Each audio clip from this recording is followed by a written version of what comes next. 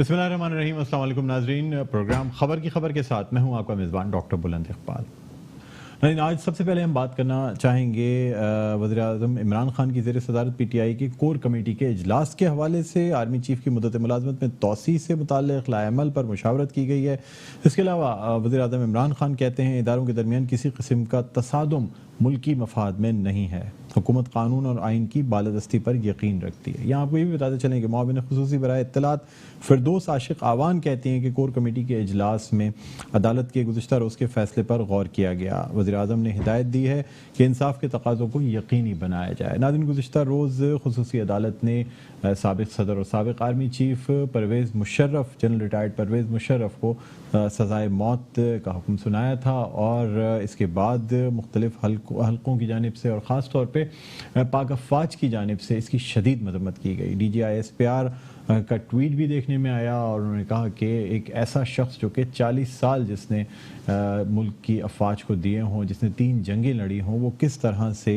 यानी हाई ट्रिज़न या कानून शिकनी या आइन शिकनी में उसका मुर्तकिब हो सकता है। यहाँ नाज़रीन आपको ये भी बताते चलें कि बहुत से हल्के ये बात भी कर रहे हैं कि चूँकि ये हाई ट्रिज़न का जो कानून है ये 2010 के अप्रैल में इसको शामिल किया गया, आइन का हिस्सा बनाया गया और जिस जुर्म की सज़ा दी गई है जनरल रिटायर्ड परवेज़ मुशर्रफ को, वो 3 नवंबर 2007 की बात है और आइन का आर्टिकल 12 जो है वो इस पे बाकायदा इम्यूनिटी देता है कि कोई भी ऐसा जुर्म जो कि किसी कानून के आने से पहले उसका इर्तिकाब किया गया हो तो उस पर वो कानून लागू नहीं होता। हालांकि आर्टिकल 6 1973 के आइन में पहले भी मौजूद था, लेकिन ये जो अल्फाज हैं आइन शिकनी के या जिस तरीके से इस आर्टिकल 6 में तरमीम के बाद यानी 18वीं तरमीम के बाद जो चेंजेस की गई हैं ये उस वक्त इस तरह से मौजूद नहीं थी। फिर नाज़रीन आप खुद भी सोच सकते हैं कि यानी जिस वक्त ये तमाम चीज़ें हुई थी उस वक्त परवेज़ मुशर्रफ साहब जो हैं वो चीफ़ एग्जीक्यूटिव भी थे, सदर पाकिस्तान भी थे और चीफ़ ऑफ आर्मी स्टाफ भी थे। तो उस वक्त ये कानून मौजूद तो नहीं हो सकता था और अगर हम माजी पे नज़र डालें तो पाकिस्तान की तारीख़ में कई दफ़ा ऐसे वाक़यात पेश आए हैं जिसमें एमरजेंसी लगाने की ज़रूरत पड़ी है, लेकिन अदालतों ने इसे डॉक्ट्राइन ऑफ नेसेसिटी यानी नज़रिया ज़रूरत के तहत इस एमरजेंसी को कानून के दायरे में लाते हुए मज़ीद इजाज़त दी है कि इस एमरजेंसी को एक ख़ास तारीख़ तक कंटिन्यू रखा जाए और उसके बाद मुल्क में आइन को बहाल किया जाए। यहाँ आपको ये भी याद दिलाना चाहेंगे कि 3 नवंबर 2007 को जब ये एमरजेंसी या एमरजेंसी प्लस लगाई गई थी, इसे प्लस इसलिए कहा जाता है कि सिर्फ एमरजेंसी नहीं लगाई गई थी बल्कि एक प्रोविजनल कॉन्स्टिट्यूशनल ऑर्डर PCO वो भी आया था, वो भी नाफिजुल अमल हुआ था। उसके तहत जजेस ने ओथ भी दोबारा लिए थे, लेकिन आइन पूरी तरह मुअत्तल नहीं किया गया था। सिर्फ 7 ऐसी जो शिक़ें हैं जो कि बेसिक ह्यूमन राइट्स को प्रोटेक्ट करती हैं उनको सस्पेंड कर दिया गया था। बाकी जो आइन है वो अबेंस में नहीं डाला गया था, यानी उसे मुअत्तल नहीं किया गया था, यानी पूरी तरह से आइन को मुअत्तल भी नहीं किया गया था। एमरजेंसी भी लगा दी गई थी, प्रोविजनल कॉन्स्टिट्यूशनल ऑर्डर भी PCO भी जारी कर दिया गया था और ये जो एमरजेंसी लगाई गई थी ये उस वक्त के वज़ीर-ए-आज़म शौकत अज़ीज़ की एडवाइस पे सदर मुमलिकत यानी साबिक़ सदर मुमलिकत उस वक्त के सदर मुमलिकत परवेज़ मुशर्रफ ने इस एडवाइस पे अमल करते हुए ये एमरजेंसी लगाई थी। नाज़रीन मुख्तलिफ हल्के ये बात भी कर रहे हैं कि ये जो फ़ैसला किया गया था एमरजेंसी का ये उस वक्त के माहिर क़ानून शरीफुद्दीन पीरज़ादा और बैरिस्टर फ़रोग़ नसीम और जो यानी परवेज़ मुशर्रफ साहब की जो एक कानूनी टीम थी उसकी मुशावरत के बाद ये एमरजेंसी डिक्लेयर की गई थी और जब ये एमरजेंसी डिक्लेयर की गई थी अगर उस वक्त देखें तो मुल्क के हालात भी कुछ ऐसे थे कि उस वक्त भी इदारों में एक तसादुम की सूरत हाल थी और परवेज़ मुशर्रफ का अपना जो केस है वो भी अदालतों में ज़ेर समाअत था। बहरहाल नाज़रीन इस हवाले से जो हमारे मुल्क की 2 बड़ी जमातें हैं पाकिस्तान मुस्लिम लीग नवाज़ और पाकिस्तान पीपल्स पार्टी, इनकी जानिब से इस फ़ैसले पर रद्द-ए-अमल ये आया कि इन जमातों ने इस फ़ैसले को खुशाइंद कहा है और ये कहा है कि ये ऐसा फ़ैसला है जिससे कि जमहूरियत को कभी कोई और ठेस नहीं पहुंचा सकेगा। इसी वाले से हम गुफ्तगू करना चाहेंगे। हमारे साथ इस वक्त ऑनलाइन मौजूद हैं रहनुमा पाकिस्तान पीपल्स पार्टी और मेंबर नेशनल असेंबली शमीम आरा पंवर साहिबा। अस्सलाम वालेकुम। जी वालेकुम शमीमारा पंवर साहब, आपको खुश आमदीद कहते हैं प्रोग्राम खबर की खबर में। जी बहुत शुक्रिया जी, आपसे जानना चाहूँगा कि इस वक्त जबकि चाहे पाकिस्तानी अफवाज हो या दूसरी सियासी जमातें हों, इस फैसले की शदीद तरह से इसकी जो है मजम्मत की जा रही है, बल्कि ये भी कहा जा रहा है कि अगर इस फैसले को जुल्फ़िकार अली भुट्टो शहीद की फांसी के फैसले से अगर कंपेयर किया जाए तो तकरीबन बिल्कुल इसी तरीके से मुमासलत रखता हुआ ये फैसला। आप क्या कहती हैं इस हवाले से? जी बिल्कुल इसी तरह मैं ज़रूर इस बात को कहूँगी कि हमारे मुल्क जो आइन का बानी शहीद जुल्फ़िकार अली भुट्टो जिसने इस मुल्क को 1973 का आइन दिया, जो 22 करोड़ अवाम का नुमाइंदा था, जो एक मुल्क का वजीर आजम था, क्या उनकी बहादुरी, क्या उनकी खिदमत इस मुल्क में नहीं थी? उनको किस तरह फांसी दी गई, अवाम ये पूछना चाहती है। मगर आज जब से जनरल परवेज मुशर्रफ की बात चली है, उसका देखा जाए तो उसका एक सियासत से वाबस्ती है। वो सियासत ये जनरल के अलावा वो सियासी रहनुमा रह चुके हैं। तो इस तरह मैं आपको ये जरूर बताऊंगी कि जो जैसा कि 18 तरमीम जो हमारे साबिक सदर जनाब आसिफ अली जरदारी लेकर आए थे, जिन्होंने पार्लियामेंट को मजबूत किया था,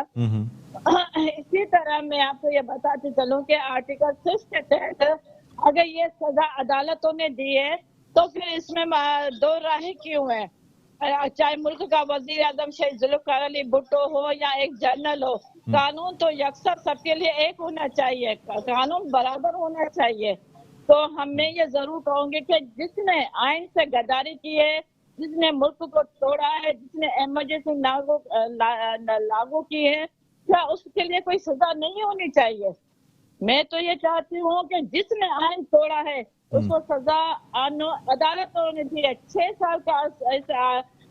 तो चलते हुए केस को 6 साल का अरसा गुजर चुका है। उसने बहुत मौके दिया, अदालत ने बार बार इनको मदऊ किया। वो आकर अपने मौक़िफ़ अपना बयान देते ना, मगर उन्होंने आना मुनासिब नहीं समझा। तो ये इस तरह शहीद जुल्फ़िकार अली भुट्टो की मैं बात करूंगी, जनाब आसिफ अली जरदारी की बात करूंगी, जिन्होंने जो मुल्क का एक सदर था, जिसने पार्लियामेंट को मजबूत किया था, जिसने पाकिस्तान की खिदमत की थी। आपने देखा उसको 11 साल उनको जेल में रखा गया। आपने अभी भी देखा कि 6 महीने उनको जेल में रखा। तो ये कानून सिर्फ एक लोगों के लिए क्यों है, एक पार्टी के लिए क्यों है, सियासतदानों के लिए क्यों है? मैं चाहती हूँ जो भी इदारे हैं अपने हद में रहकर अपना काम करें, और आइन की बालादस्ती हम चाहते हैं, हम पार्लियामेंट की बालादस्ती। शमीमारा साहिबा, मुझे ये बताइएगा कि अगर हम 2008 के इलेक्शंस की जानिब जाएं और हम ये देखते हैं कि जो साबिक सदर परवेज मुशर्रफ थे, उन्होंने ना सिर्फ इलेक्शन का इनेकाद कराया बल्कि उसके साथ साथ ट्रांजिशन ऑफ पावर, सबसे पहले तो NRO नेशनल रिकन्सिलिएशन ऑर्डिनेंस निकाला गया, आपकी पार्टी को नवाज शरीफ को NRO दिया गया, फिर मुल्क में आके यहाँ पे जब आपके लीडरान यहाँ मुल्क में आए उनको इलेक्शन लड़ने का मौका दिया गया, आपकी पार्टी ने इलेक्शन जीता, आपको इख्तिदार में आने की दावत दी गई, ट्रांजिशन ऑफ पावर हुआ, यहाँ तक कि वो सदारत के ओहदे से भी मुस्ताफ़ी हुए। फिर मतलब आप ये क्यों चाहती है कि अगर एक फैसला शहीद जुल्फ़िकार अली भुट्टो की फांसी की सूरत में इस मुल्क में हुआ था, तो क्या इस किस्म के फैसलों को मजीद दोहराना चाहिए? आप उसकी तायद करेंगी? मैं ये जरूर कहूंगी कि मुल्क में जमहूरियत होनी चाहिए, कानून सबके लिए यकसा होना चाहिए, कानून चाहे वो सियासतदान हो चाहे इदारे हो,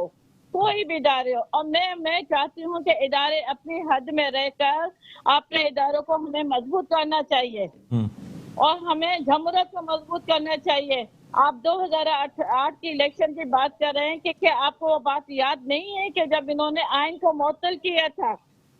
क्या उनको आइन को जब अगर उन्होंने वर्दी उतारी या सदारत उन्होंने छोड़ी तो वो अवाम की आवाज थी, अवाम ने मुतालबा किया था कि एक जनरल सदर नहीं बन सकता, 2 ओहदे नहीं रख सकता इस मुल्क में, बात ये थी। अच्छा, मुझे ये बताइएगा कि मतलब आप समझती हैं कि उस वक्त सिर्फ इमरजेंसी आइन को पूरी तरह मुअत्तल नहीं किया गया था? मैं आपको यहाँ ये बताना चाहूँगा कि सिर्फ 6 या 7 ऐसी जो शिक़ें मौजूद थी आइन में जो कि बेसिक ह्यूमन राइट्स को प्रोटेक्ट करती हैं, उनको मुअत्तल किया गया था। प्रोविजनल कॉन्स्टिट्यूशनल ऑर्डर ज़रूर निकाला गया था, लेकिन 1973 का आइन पूरी तरह मुअत्तल नहीं हुआ था। फिर भी आप समझती हैं कि इससे मुल्क की सलामती को कोई ख़तरा था इस एमरजेंसी से? اچھا اس کا مطلب کہ آج کل جو یہ باتیں ہو رہی ہیں قانون میں کہ بڑے بڑے ماہر بیٹھے ہوئے ہیں اور بڑے کہہ رہے ہیں کہ اگر ایک جنرل کی بات ہوئی ہے تو ان کا فیصلہ عدالتوں نے کیا ہے نا. آپ عدالت کو اس کا مطلب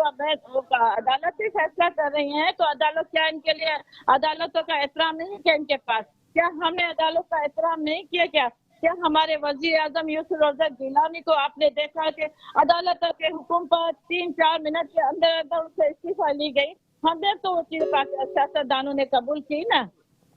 اس پر کیوں نہیں بات ہوتی ہے؟ اس پر وہ بات ہونی چاہیے نا. اس بات سے کیوں نہیں لیا جا رہا ہے؟ شہید ذوالفقار علی بھٹو جو آئین کا بانی تھا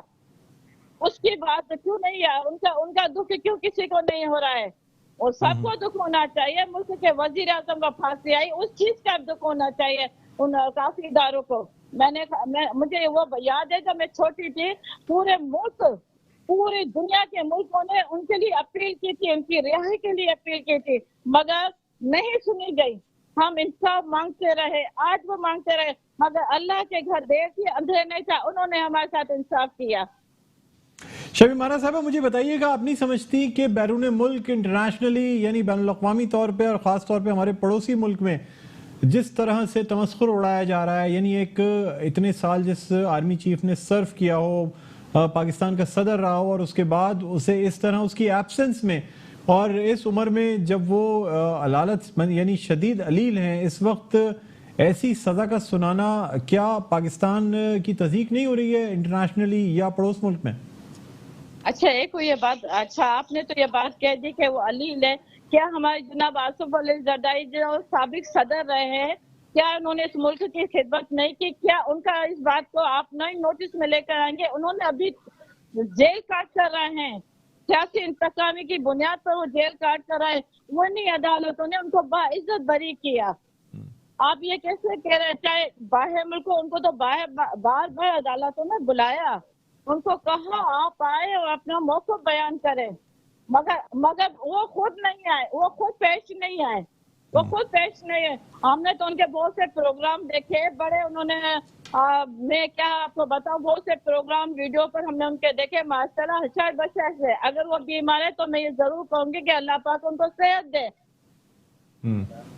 چلیے بہت شکریہ شمیمانہ پور صاحبہ ممبر نیشنل اسمبلی اور رہنما پاکستان پیپلز پارٹی ہمارے ساتھ آن کال موجود تھی. ناظرین ایک چھوٹا سا وقفہ لینا چاہیں گے وقفے کے بعد دوبارہ آپ کی خدمت میں حاضر ہوتے ہیں. کہیں نہ جائیے گا دیکھتے رہیے پروگرام خبر کی خبر.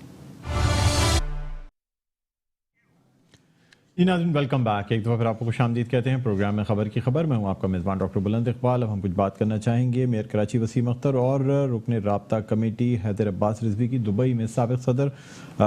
ریٹائرڈ جنرل پرویز مشرف سے ملاقات ہوئی ہے اور ان کی عیادت بھی کی گئی ہے. دونوں رہنماؤں نے سابق صدر کے خلاف خصوصی عدالت کے فیصلے کو افسوسناک قرار دیا ہے. ایم کیو ایم کی جانب سے پرویز مشرف کو بھرپور حمایت کا یقین بھی کرایا گیا ہے اور کہتے ہیں کہ فیصلے کے خلاف ہر سطح پر احتجاج بھی کیا جائے گا. اسی حوالے سے گفتگو کرنے کے لیے اس وقت ہمارے ساتھ آن لائن بیپر پر موجود ہیں رہنما متحدہ قومی موومنٹ پاکستان اور ممبر نیشنل اسمبلی اقبال محمد علی صاحب. السلام علیکم اقبال محمد علی صاحب, آپ کو خوش آمدید کہتے ہیں پروگرام خبر کی خبر میں. جی ڈاکٹر صاحب. سر آج میئر کراچی وسیم اختر اور حیدر عباس رضوی نے دبئی میں سابق صدر پرویز مشرف سے ملاقات کی ہے اور اس سے پہلے متحدہ قومی موومنٹ پاکستان کا اعلامیہ بھی آ چکا ہے جس میں کہ کہا گیا تھا کہ اس فیصلے پر جو ہے شدید افسوس ہے. متحدہ قومی موومنٹ پاکستان کو کیا کہتے ہیں سر آپ؟ دیکھیے جو ابھی ملاقات آج ہوئی ہے وسیم اختر اور حیدر عباس رضوی کی, میں سمجھا ہوں کہ ان کی عیادت بھی کی ہے اور جو یہ فیصلہ آیا ہے تو اس کے فیصلے کے بھی افسوس کا اظہار کیا گیا ہے. جس طریقے سے یہ فیصلہ آیا, دیکھیں 12 اکتوبر 1999 کو یہ تمام چیزیں ہوئیں اور آپ نے اس وقت بھی یہ ہوا کہ ایک دشمن ملک میں جہاز کو اتار دیا جائے. یہ تمام چیزیں ان کے اوپر کوئی غداری کا الزام نہیں ہوتا کہ آج یہ تمام چیزیں جو پرویز مشرف صاحب کے پاس وہ ہوئی ہیں، ہم مکمل ان کی حمایت کرتے ہیں اس چیز کے ہم، اور جہاں تک بھی ہوگا، کیونکہ آپ یہ دیکھیں یہ وہ دور تھا جس وقت پورے پاکستان میں ڈیولپمنٹ ہوئی ہے، اور خاص طور پہ کراچی میں جو ڈیولپمنٹ آج آپ کو نظر آئی ہے، جتنے بریجز بنے ہوئے، انڈر بائی پاس بنے ہوئے، یہ ان کے دور کے تھے، یہ سارے انہوں نے اس وقت جو پیسہ دینا تھا ان کو جو ساری چیزیں دی ہے، اس وقت ساری چیزیں ہوئی ہیں۔ اور آج ایک ایسا یعنی کہ ایک شخص جو 3 جنگیں لڑ چکا ہو، 40 سال اس نے اپنی خدمات فوج کو دی ہو، آج ایک دم ایک ایسا فیصلہ آ جائے کہ جی کہ غداری کا، تو یہ بڑا افسوسناک وہ ہے۔ میں سمجھتا ہوں کہ جو آپ کا آئین ہے اور اس کو تھوڑا سا اس کو ریویو کرنا پڑے گا، اور یہ تمام چیزیں اگر اس طریقے سے محب وطن لوگوں کو اور جو فوج کے سربراہ رہے ہو آپ ان کے اوپر یہ تمام چیزیں آ جائیں، تو پھر یہ جو ایک غداری کا لیبل جو لگانے شروع ہو گئے نا، یہ ختم ہو جانے چاہیے۔ سر جس وقت یہ آئین پاس ہوا ہے، ظاہر سی بات ہے 2010 میں خاص طور پہ آئین شکنی کا یہ جو شقیں ہیں یہ پاس ہوئی، اس وقت تو سر آپ بھی اسمبلی میں حکومتی بینچز پہ موجود تھے۔ میں وہی بات کہہ رہا ہوں نا کہ اگر ان کو وہ کیا جاتا جو اس وقت پی سی او کے ججز تھے جنہوں نے ان سے ہیلپ لیا، اقبال بھائی آپ کی جماعت نے، آپ نے کیا اس آرٹیکل کے حق میں ووٹ نہیں دیا تھا؟ جو قانون پاس کرنا آئین میں جو ترمیم کرنا چاہیے تک کہا دیا، مگر انہوں نے نہیں کی اس بات کو۔ پھر آپ یہ دیکھیں اس وقت زاہد حامد تھے جو لا منسٹر تھے، ڈوگر صاحب تھے جو چیف جسٹس تھے، پھر شوکت عزیز تھے، یہ بہت ساری بڑے جو ہیں، تو صرف ان سب کو وہ کرنے کے بعد صرف ایک آدمی کے اوپر وہ کر دیا جائے، تو یہ سراسر میں سمجھتا ہوں کہ آئین سے بھی ہوا ہے، اور یہ اس طریقے سے جو فیصلہ آیا ہے اس کے اوپر۔ اور آپ یہ دیکھیں کہ ان کے وکلا جب پیش ہوئے کل، انہوں نے کہا کہ ہمیں تھوڑا سا ٹائم دیجئے، ایسی کیا جلدی تھی کہ بھائی یہ ساری چیزیں۔ میں آپ سے اقبال محمد علی صاحب یہ جاننا چاہوں گا کہ 18ویں ترمیم جب پاس کرائی گئی قومی اسمبلی سے، تو کیا متحدہ قومی موومنٹ نے پوری طرح اس کی تائید کی تھی جس میں یہ تمام شقیں بھی شامل تھیں؟ کی طرح تائید ہم نے نہیں کی تھی، اس میں ہم نے اپنی ریکمنڈیشن بھی لکھی تھی جو 18ویں ترمیم وہ ہوئی تھی، اس کے بعد یہ ہوا تھا کہ اس کو ریویو کرنا چاہیے، تمام چیزیں اس کے اندر ہے کہ بہت ساری چیزیں ہیں 18ویں ترمیم کے اندر جس کو جو اس کو ریویو کرنے کی ضرورت ہے اس وقت۔ سر میں یہ بھی آپ سے جاننا چاہوں گا کہ آپ یہ نہیں سمجھتے کہ آپ کی اتحادی جماعت پاکستان تحریک انصاف اور آپ جو ساتھ شامل ہیں حکومت میں، سر حکومت سے غلطیاں ہو رہی ہیں یا اس کیس میں بھی تھوڑی سی مس ہینڈلنگ ہوئی ہے؟ کہ میں یہ سمجھتا ہوں کہ ساری چیزیں جو ہیں جو ملک کو لوٹ گھسوٹ کے کھا گیا، پورا سندھ کھا گیا، پورا ملک کھا گیا، وہ آج سب کے سب باہر بھی جا رہے ہیں، سب کو ضمانتیں بھی ہو رہی ہیں، سب کچھ ہو رہی ہیں۔ جو کل تک بے ساکیاں لے کے چلتے تھے آج وہ اسمبلی میں کھڑو کے لڑنے کو تیار ہو جاتے ہیں، تو یہ ساری ڈرامے بازیاں جو تھی اس وقت تھی، اور ان کو جنہوں نے لا منسٹر کے حوالے سے 3 جگہ لڑی، آپ اس کے سر میں آپ سے یہ جاننا چاہ رہا ہوں کہ موجودہ پاکستان تحریک انصاف کی حکومت میں پچھلے مہینوں میں لا منسٹر بیرسٹر فاروق نسیم صاحب رہے ہیں، اور پروسیکیوشن کی جانب سے اگر پچھلے 14-15 مہینوں میں اس کیس کو اچھی طرح چلایا گیا ہوتا تو شاید فیصلہ یہ نہیں آتا۔ آپ یہ نہیں سمجھتے کہ پاکستان تحریک انصاف کی حکومت سے یا لا منسٹری سے جو ہے کوتاہیاں ہوئی ہیں؟ سر نہ صرف یہ بلکہ اگر ہم دیکھتے ہیں تو جو فیصلہ پہلے آیا سپریم کورٹ کی جانب سے، اور خاص طور پہ چیف آف آرمی سٹاف کی ایکسٹینشن کے تمام مسائل، اس میں کیا لا منسٹری سے قانونی غلطیاں نہیں ہوئی ہیں؟ دیکھیں میں ایک بات دیکھیں، جس وقت جو آپ لا منسٹری کا حوالہ دے رہے ہیں، فاروق نسیم صاحب جو تھے وہ اس وقت پرویز مشرف صاحب کے وکیل تھے، منسٹر بننے کے بعد انہوں نے اس کیس کو پروسیڈ ہی نہیں کیا اس کے بعد، تو یہ تمام چیزیں کہیں نہ کہیں کچھ آپ یہ سمجھ لیں کہ کچھ ہو گئی ہو جاتی ہے، منسٹری سے بھی ہو گئی ہوگی، لا ڈپارٹمنٹ سے بھی۔ میرے کہنے کا یہ مقصد ہے کہ ایک طرف وہ پرویز مشرف صاحب کے وکیل تھے اور لا منسٹر بننے کے بعد تو ان پہ مزید ذمہ داریاں آ گئی تھی نا، کیونکہ سر پروسیکیوشن جو حکومت کی جانب سے چلائی جاتی ہے، اگر صحیح پروسیکیوٹ کیا جاتا یا دیکھیں سر پہلے پروسیکیوشن کا رخ کسی اور طرف تھا، جب نواز شریف صاحب کی حکومت تھی تو اس وقت ظاہر سی بات ہے اس وقت سابق صدر پرویز مشرف کو سزا دلانے کی کوششیں کی جا رہی تھیں۔ جب پاکستان تحریک انصاف کی حکومت آ گئی اور بیرسٹر فاروق نسیم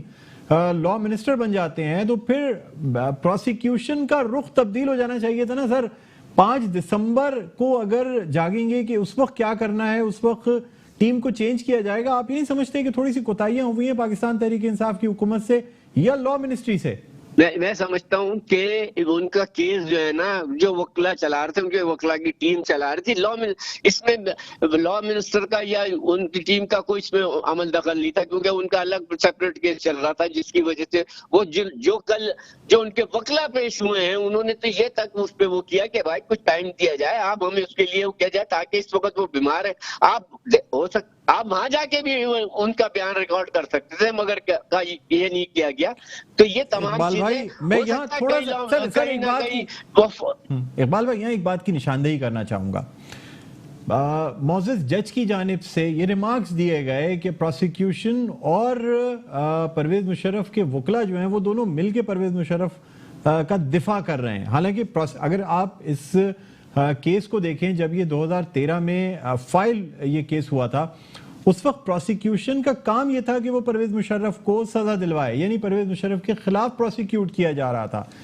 لیکن جب پاکستان تحریک انصاف کی حکومت آ جاتی ہے تو پھر اس کا رخ اس وقت سے چینج ہو جانا چاہیے تھا, تو شاید یہ فیصلہ نہ آتا. آپ ڈیفنس اور پروسیکیوشن کو ایک ساتھ ملا رہے ہیں سر, اس میں مدعی تو مطلب پروسیکیوشن ہے نا سر, یعنی یہ کیس تو باقاعدہ پروسیکیوشن کی طرف سے داخل کیا گیا ہے نا. پرویز مشرف کے وکلا کا تو کام ہی ان کو ڈیفینڈ کرنا ہے.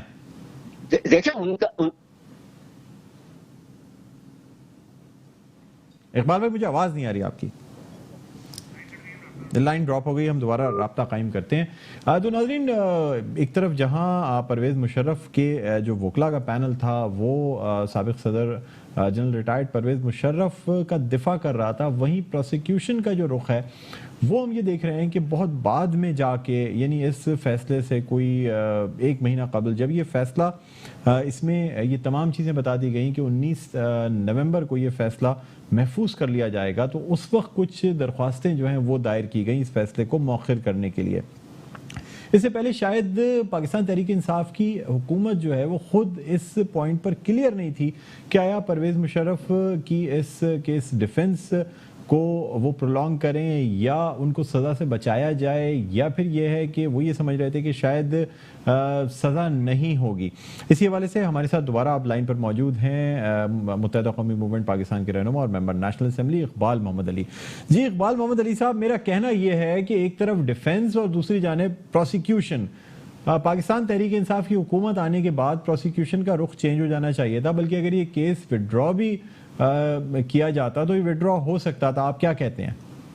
نہیں, میں یہ سمجھتا ہوں کہ کیس کو وڈرا ہو جانا چاہیے تھا, ان وکلا کو دیکھ لینا چاہیے تھا, ججز کو وہ کر لینا چاہیے تھا کہ آخر دیکھیں ایک جج نے اختلاف کیا نا اس چیز سے, تو یہ تمام چیزیں جو تھی کہ اتنی جلدی کے اندر یہ ساری چیزیں ہونا, یہ ایک میں سمجھتا ہوں کہ یہ چیز ہوئی. اور جو پروسیکیوشن سے جو ہوئی ہے اس میں کہیں نہ کہیں ہو سکتا ہے فالٹ ہوا ہو, یہ بات نہیں ہے, مگر یہ چیز اس کو دیکھنا پڑے گا. اور جب آگے کیس چلے گا, آپ نے دیکھا ہوگا اٹارنی جنرل انور مقصود نے کل کہا کہ آرٹیکل 10A جو کہتا ہے اس کی شکل انہوں نے حوالہ دیا کہ اس چیز سے بہت ساری گنجائش کی, مگر اس کو پورا نہیں کیا گیا. سر یعنی ایبسینشیا میں جو ہے وہ سزا نہیں ہونی چاہیے تھی. پھر آرٹیکل 12 جو کہ یہ کہتا ہے کہ یہ قانون چونکہ ہائی ٹریزن کے جو الفاظ ہیں اور یعنی پہلے بھی آئین میں خیر غداری کی جو سزا ہے وہ سزائے موت ہے وہ بالکل موجود تھی, لیکن وہ غداری میں تھی. لیکن آئین شکنی کے حوالے سے جو شقیں قانون میں شامل کی گئیں, آئین میں شامل کی گئیں, وہ 2010 میں شامل کی گئیں, جبکہ یہ جس جرم کی سزا سنائی گئی ہے یہ یعنی مبینہ طور پہ یہ جو جرم ہے یہ 3 نومبر 2007 کو ہوا. لیکن سر کیا آپ کیا سمجھتے ہیں, کیا پرویز مشرف کا صحیح طرح دفاع نہیں کیا گیا ان کے وکلا کی جانب سے؟ اقبال محمد علی صاحب آپ میرے ساتھ لائن پر موجود ہیں؟ نہیں, کال منقطع ہو گئی ہے. اقبال محمد علی صاحب جو کہ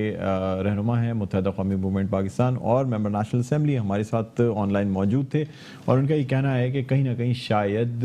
پروسیکیوشن سے بھی غلطیاں ہوئیں اور شاید جو جس طرح سے دفاع کرنا چاہیے تھا پرویز مشرف کے وکلا کو، تو کہیں نہ کہیں کوئی فلاز ضرور رہ گئے، جبکہ اس کے برعکس پرویز مشرف کے وکلا کا جو پینل ہے ان کا یہ کہنا ہے کہ انہیں دفاع کرنے کا موقع دیا ہی نہیں گیا، یعنی پوڈیم ضرور دیا گیا لیکن بات نہیں کرنے دی گئی، یا جو پوائنٹس انہوں نے اٹھائے تھے، جو درخواستیں انہوں نے دائر کی تھیں، ان سب کو یکسر جو ہے مسترد کر دیا گیا، یعنی کسی درخواست کو انٹرٹین نہیں کیا گیا۔ لگتا ایسا تھا کہ عدالت چونکہ پہلے سے ہی فیصلہ محفوظ کر چکی تھی اور صرف یہ فیصلہ سنایا جانا تھا، اس لیے اسلام آباد ہائی کورٹ کا جو فیصلہ تھا کہ جو آرگیومنٹس ہیں وہ سنے جائیں، یا یہ کہ حکومت کو جو پروسیکیوشن ٹیم تبدیل کرنے کا جو موقع دیا گیا تھا اس کے بعد سنوائی نہیں ہوئی۔ 5 دسمبر تک جو یہ حد لگائی تھی اسلام آباد ہائی کورٹ نے یا اس فیصلے کو مؤخر کرایا تھا، فیصلہ سیم رہا جو کہ پہلے ہی لکھا جا چکا تھا۔ یہاں ناظرین ایک چھوٹا سا وقفہ لینا چاہیں گے، وقفے کے بعد دوبارہ آپ کی خدمت میں حاضر ہوتے ہیں، کہیں نہ جائیے گا، دیکھتے رہیے پروگرام خبر کی خبر۔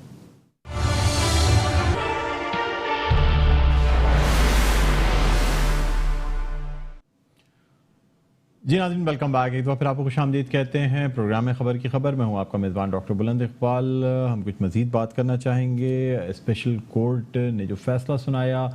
سابق صدر، سابق chief of army staff general retired Pervez Musharraf کو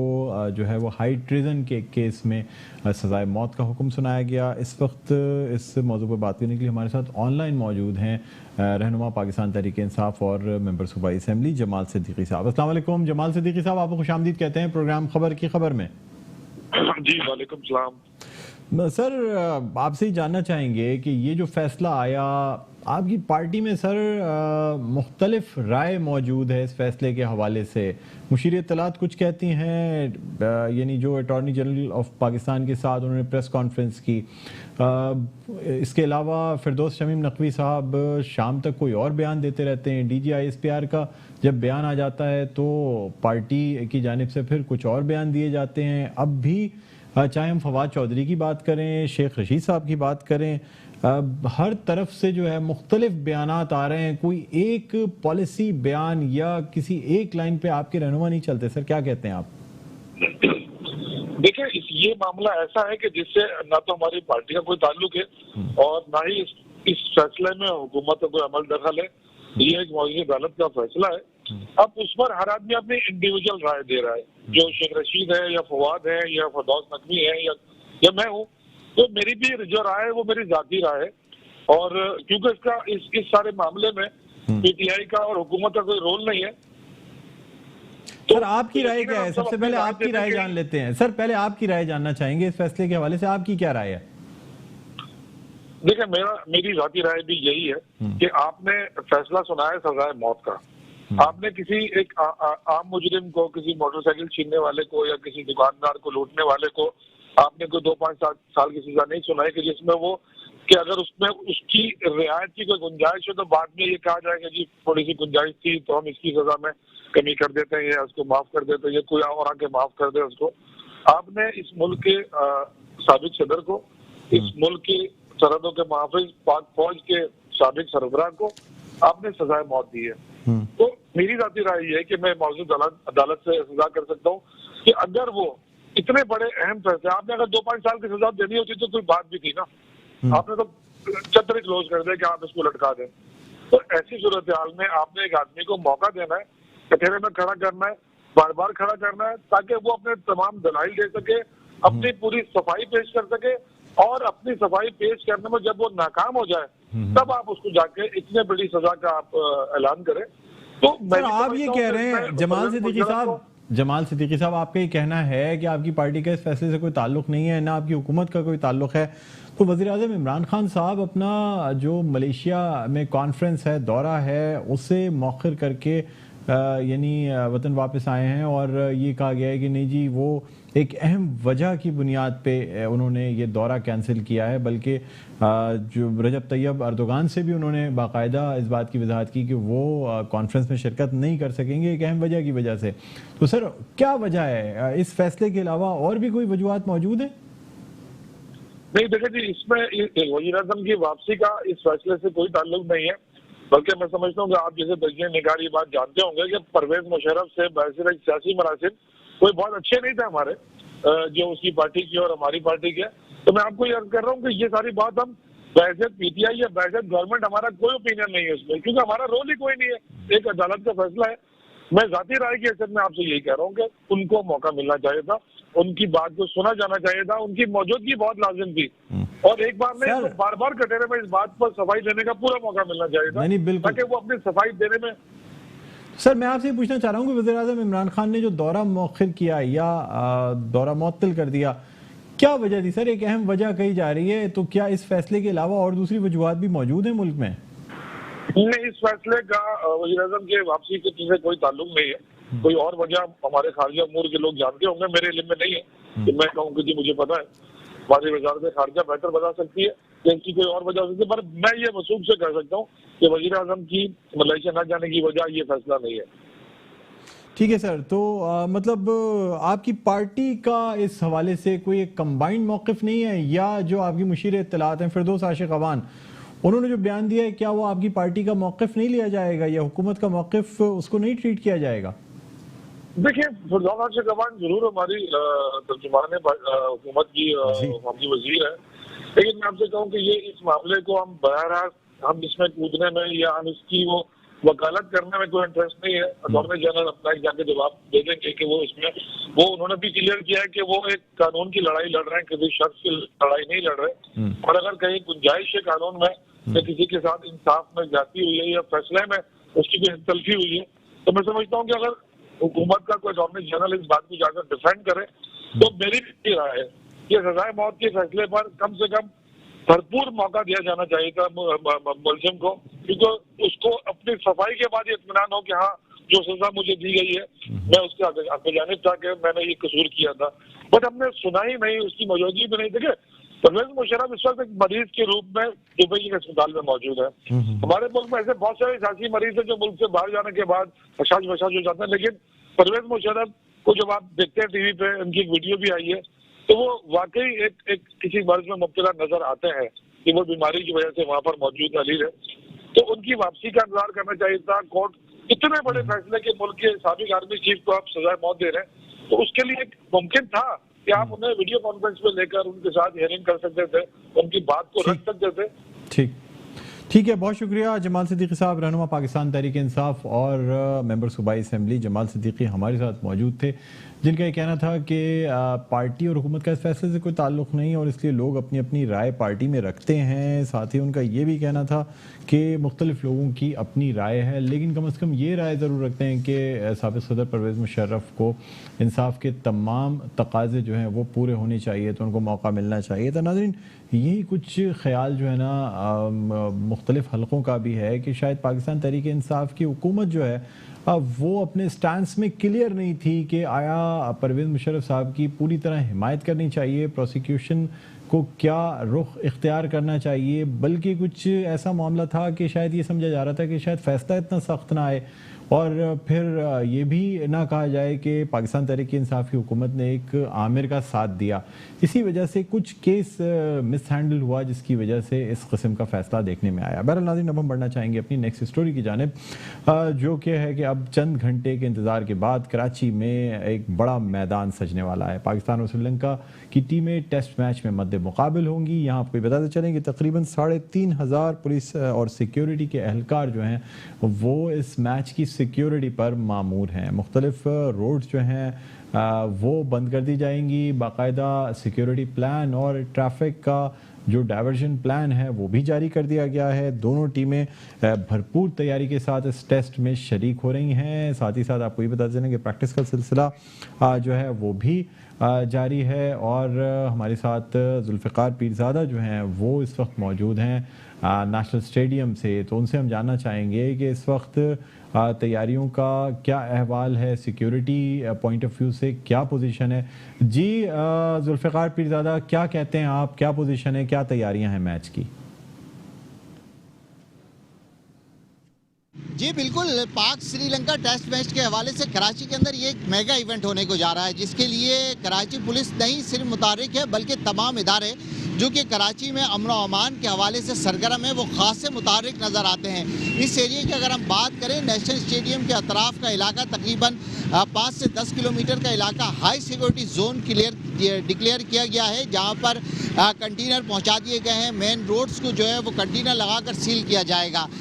پارکنگ کے لیے جو بندوبست کیا گیا ہے اس کے اندر جو ہے وہ مین بیت المکرم مسجد کے پاس جو گراؤنڈ ہے، حکیم سعید گراؤنڈ، وہاں پر پارکنگ ہے۔ ڈالمیا روڈ پر پارکنگ ہے۔ آغا خان کے کٹ سے پہلے جو ہے وہ پارکنگ کی اجازت ہوگی، جبکہ اس کے علاوہ اس تمام روٹس کو چاروں طرف سے کنٹینر لگا کر سیل کرنے کے علاوہ